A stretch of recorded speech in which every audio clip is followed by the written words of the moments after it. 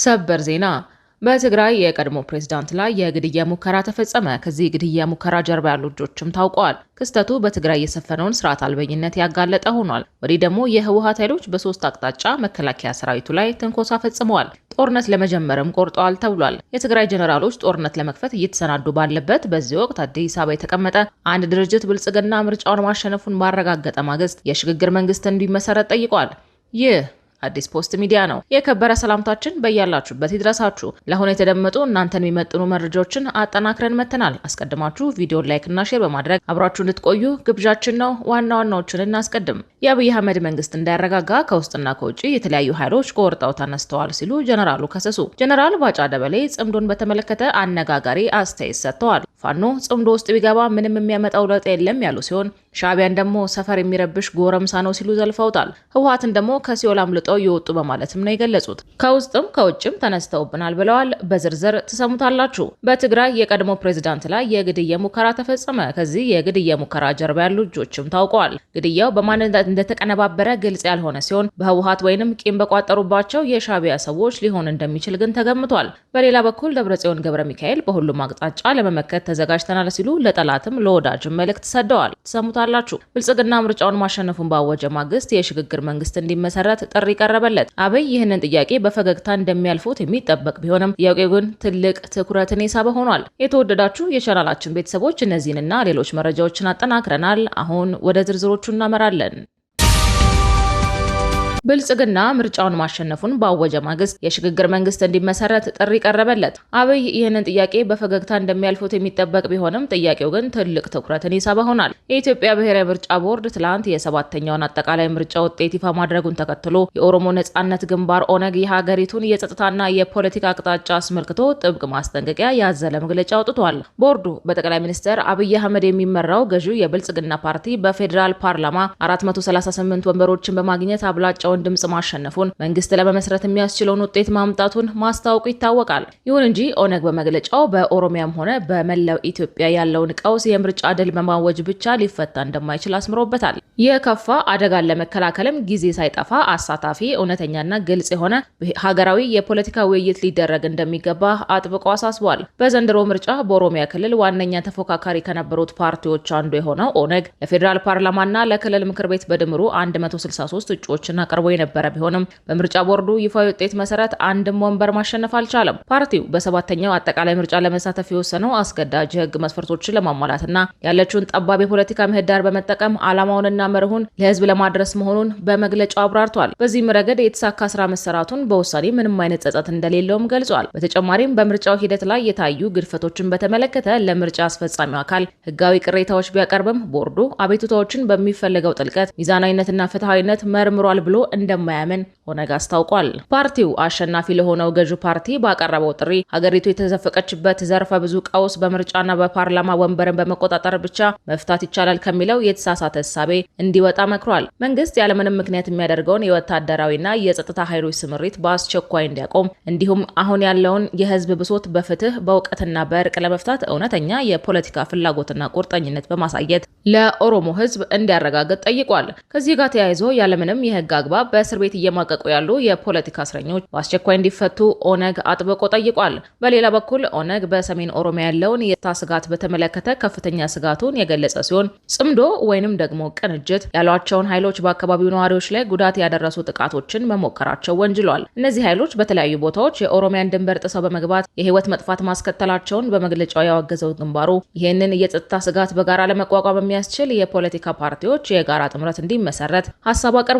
በመጨረሻም አባገዳዎችና የሃይማኖት አባቶች በኦሮሚያ ክልል ሰላምን ወደ ነበረበት ለመመለስና የህዝቡን አንድነት ለማጠናከር ንቁ ተሳትፎ እንዲያደርጉ ኦነግ ጥሪውን አስተላልፏል። የአብይ አህመድ መንግስት እንዳይረጋጋ ከውስጥና ከውጭ የተለያዩ ኃይሎች ቆርጠው ተነስተዋል ሲሉ ጀነራሉ ከሰሱ።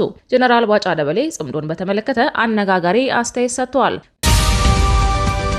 ፋኖ ጽምዶ ውስጥ ቢገባ ምንም የሚያመጣው ለውጥ የለም ያሉ ሲሆን ሻዕቢያን ደግሞ ሰፈር የሚረብሽ ጎረምሳ ሲሉ ዘልፈውታል። ህወሓትን ደግሞ ከሲኦል አምልጠው እየወጡ በማለት ነው የገለጹት። ከውስጥም ከውጭም ተነስተውብናል ብለዋል። በትግራይ ጦርነት ወቅት ከሚታወቁ ወታደራዊ አዛዦች መካከል አንዱ የሆኑትና በአሁኑ ወቅት በኬንያ የኢትዮጵያ አምባሳደር በመሆን እያገለገሉ የሚገኙት ጀነራል ባጫ ደበሌ በኢትዮጵያ ቴሌቪዥን ጋራ አነጋጋሪ ቃለ ምልልስ አድርገዋል። ጀነራሉ በዚህ ቃለ መጠይቃቸው በዋናነት ትኩረት ያደረጉት ስለ ፕሪቶሪያ ስምምነትና ጽምዶን በተመለከተ ነው። ጽምዶን በተመለከተ የተሰባሰቡ ኃይሎች ዋና ዓላማቸው የፌዴራል መንግስቱ እንዳይረጋጋ ማድረግ ነው በማለት እዚህ ጥምረት ውስጥ የሱዳን መንግስት እንዳለበት ከሰዋል። ሻዕቢያና የሱዳን ጦር ከህወሓት ጋር በፈጠሩት ጽምዶ የአብይ መንግስት በዘላቂነት እረፍት ለመንሳት እየተንቀሳቀሰ ነው ያሉ ሲሆን ሻዕቢያን በተለያዩ መንገዶች እየረበሸ ነው ብለዋል። በአብይና በኢሳያስ መካከል መቃቃር የተፈጠረው በፕሪቶሪያው ዘላቂ ግጭት ማስቆም ስምምነትና በባህር በር ጉዳይ መሆኑንም ጠቁመዋል። ይህ በሁለቱ መሪዎች መካከል የተፈጠረው መቃቃር ለጽምዶ መመስረት ምክንያት እንደሆነም ተናግረዋል። ሻዕቢያና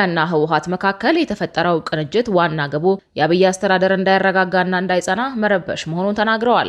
ለዚህም ቅንጅታቸውን ሌሎች የውጭ ኃይሎችና የውስጥ ታጣቂ ኃይሎችን እስከ ማስተሳሰር መዝለቁን የጠቆሙ ሲሆን የሱዳን መንግስት በይፋ የጽምዶ አባል ሆኗል ብለዋል። የጽምዶ መስራቾች ህወሓትና ሻዕቢያ ናቸው ያሉት ጀነራሉ በጀነራል አልቡርሃን የሚመራው የሱዳን ወታደራዊ መንግስት ገብቶበታል ብለዋል። ጀነራል አልቡርሃን በጽምዶ ውስጥ ገብቶ ኢትዮጵያን ለመረበሽ በሚደረገው እንቅስቃሴ ውስጥ እጁን ማስገባቱ በመንግስት ባለስልጣናት ለዚያውም በአምባሳደር ደረጃ ሲነገር ይህ የመጀመሪያው ነው። የአብይን አስተዳደር እንዳይረጋጋ ለማድረግ የተፈጠረው ቅንጅት ውስጥ እንደ ፋኖና ኦነግ ሸኔ ያሉ ኃይሎች መግባታቸውን ጀነራሉ ገልጸዋል። በጽምዶ መስራችነት ከተሳተፈው ህወሓት ውጪ ያሉት የታጠቁ ኃይሎች እንደ መናጆ እንጂ የረባ ሚና የሌላቸው ኃይሎች ናቸው ብለዋል። ጀነራሉ የኢሳያስን አምባገነን አገዛዝ መንግስታዊ ቅርጽ ያለው ተላላኪ ኃይል መሆኑን በይፋ ተናግረዋል። ሻዕቢያን የሚያዘው ደግሞ ጀነራሉ ፈርዖን ያሉት የግብጽ መንግስት መሆኑን ገልጸዋል። እንደ ጀነራሉ ገለጻ ለቀጣይ 5 ዓመታት ስልጣን ላይ ለመቆየት የምርጫ አሸናፊ መሆኑን ያወጀው እነዚህ ኃይሎች የአብይን አስተዳደር ለመረበሽ ቢያለሙም አይሳካላቸውም ብለዋል። ጽምዶ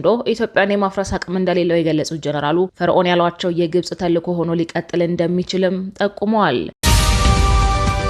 በሌላኛው መረጃችን የተባበሩት መንግስታት ድርጅት ወይም ተመድና የተለያዩ የሰብአዊ መብት ተሟጋች ተቋማት በሱዳን ሰሜን ኮርዶፋን ግዛት በምትገኘው ኤል ኦቤይድ ከተማ በቅርቡ የጅምላ ጭፍጨፋና የሰብአዊ መብት ጥሰቶች ሊፈጸሙ ይችላሉ ሲሉ አፋጣኝ ማስጠንቀቂያ ሰጥተዋል። ይህ ስጋት ያየለው የፈጣን ድጋፍ ሰጪ ኃይሎች በክልሉ በሚገኘው መደበኛ የሱዳን ጦር ላይ የሚያደርገውን ጥቃት አጠናክረው በመቀጠላቸው ነው። በጀነራል መሐመድ ሐምዳን ዳጋሎ ወይም ደግሞ ኤሚዲቲ የሚመራው የፈጣን ድጋፍ ሰጪ ኃይል አብዛኛው ነዋሪ ሙስሊም የሆነባትን ይህችን የኮርዶፋን ቀጠና ከተማ ለወራት ከበባ ውስጥ አቆይቷታል።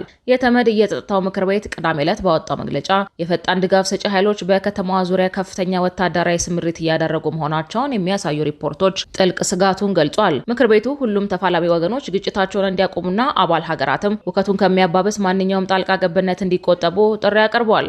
የሱዳን የሐኪሞች ትስስር በበኩሉ ባለፉት ሳምንታት በትምህርት ቤቶች፣ በሆስፒታሎች፣ በጤና ጣቢያዎችና በተፈናቃዮች መጠለያ ካምፖች ላይ የድሮን ጥቃቶች መጨመራቸውን አጋልጧል። በቅርቡም በኤል ኦቤድ የኤሌክትሪክ ማመንጫ ላይ በደረሰ ጥቃት ከተማዋ በጨለማ እንድትዋጥ ከመደረጓን በላይ የውሃ አቅርቦት ተቋርጧል።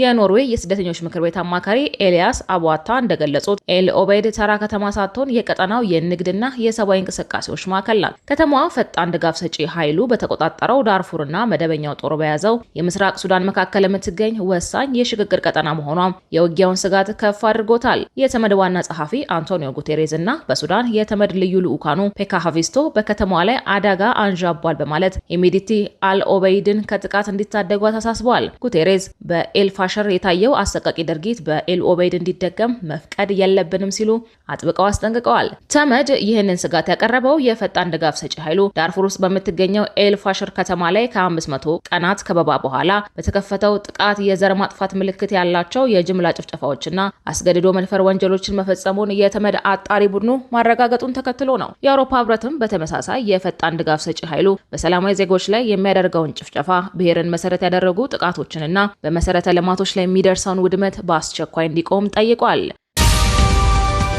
በሌላኛው መረጃችን በትግራይ የቀድሞ ፕሬዝዳንት ላይ የግድያ ሙከራ ተፈጸመ። ከዚህ የግድያ ሙከራ ጀርባ ያሉ እጆችም ታውቀዋል። ግድያው በማን ተቀነባበረ ግልጽ ያልሆነ ሲሆን በህወሓት ወይም ቂም በቋጠሩባቸው የሻዕቢያ ሰዎች ሊሆን እንደሚችል ተገምቷል። በሌላ በኩል ደብረጽዮን ገብረ ሚካኤል በሁሉም አቅጣጫ ለመመከት ተዘጋጅተናል ሲሉ ለጠላትም ለወዳጅም መልእክት ሰደዋል። ከትግራይ ጦርነትና የጦርነት ዝግጅትን የተመለከቱ ንግግሮችም ቀጥለዋል። የሰማዕታት መታሰቢያ ዝግጅት ላይ የተገኙት ደብረጽዮን ቡድናቸው በሁሉም አቅጣጫ ለመመከት ተዘጋጅተናል ሲሉ ተደምጠዋል። ወታደራዊና ሁለንተናዊ ከበባ ተፈጽሞብናል ያሉት ደብረጽዮን ከበባውን ሰብረን ለመውጣት በአንድነት ለመመከት መዘጋጀት አለብን ብለዋል። የቀድሞ አስተዳደራቸውን መልሰው ትግራይን እየመሩ የሚገኙት ደብረጽዮን ዛሬ የተከበረውን የትግራይ ሰማዕታት ቀን 38ኛ ዓመት በማስመልከት ባደረጉት ንግግር ዛሬም ለአሸናፊነት ተዘጋጅተናል ሲሉ ተደምጠዋል። ሰማዕታትን ስናስብ ከሁሉ በላይ ሉዓላዊነታችንንና የራስን እድል በራስ የመወሰን መብታችንን ለማስከበር ኃላፊነት ወስደን ቃላችንን የምናድስበት ሊሆን ይገባል ብለዋል። ሰማዕታቱ በ17 ዓመቱ የትጥቅ ትግል በከፈሉት መስዋዕትነት የደርግ ስርዓት ፈርሶ ህገ መንግስታዊ ስርዓትና ህዝባዊ አስተዳደር የተተካበት በሰማዕታት ምክንያት በርካታ ታሪክና ለውጥ የተመዘገበበት መሆኑን ዘርዝረዋል። ይሁን እንጂ ይህንን ሂደት ተስተጓጉሎ የሰላም የልማትና የዲሞክራሲ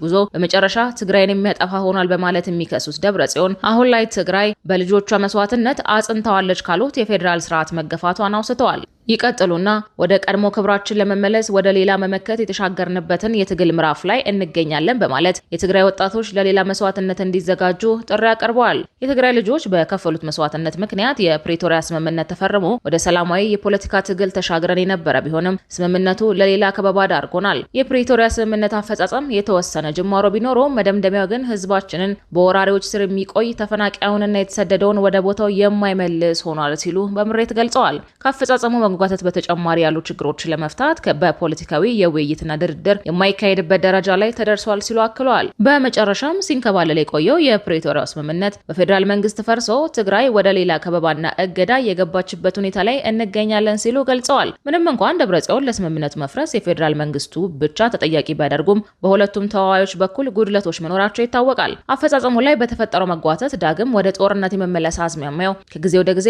እየጨመረ መጥቷል። ደብረጽዮን አሁናዊ ውጥረቱን ሲገልጹ የብልጽግና ሰዓት ትግራይን በኢኮኖሚ አንቆ በሰራዊት ከቦ በድሮንም ቀጥቅጦ በዳግም ጦርነት ለማንበርከክ በዝግጅት ላይ ይገኛል ብለዋል። በዚህም ያላጠናቀቋቸውን ተግባራት ለመደምደም ቃል የምንገባበት ጊዜ ላይ እንገኛለን በማለት በሰማዕታት ቀን ለዳግም ትግል ጥሪ አቅርበዋል። ከሁሉ በላይ ሉዓላዊነታችንንና የራስን እድል በራስ የመወሰን መብታችንን ለማክበር ኃላፊነት ወስደን ቃላችንን የምናድስበት ሊሆን ይገባል ብለዋል። ይህ በእንዲህ እንዳለ የቀድሞ የትግራይ ክልል ፕሬዝዳንት የነበሩት አንጋፋው የህወሓት ታጋይ ጸጋዬ በርሀ በትላንትናው ዕለት በመቀሌ ከተማ የግድያ ሙከራ ተደርጎባቸዋል። ጸጋዬ በርሀ ይሄ አደጋ ሊደርስባቸው የቻለው አሁን ያለው የነ ደብረጽዮን አካሄድ ስላልተቀበሉ እንደሆነ ለጉዳዩ ቅርበት ያላቸው ምንጮች ገልጸዋል። ክቡራትና ክቡራን ለሰዓቱ የተዘጋጁት መረጃዎች እነዚህን ይመስሉ ነበረ። እስከ ፍጻሜው ድረስ ላደመጣችሁ ከልብ እናመሰግናለን።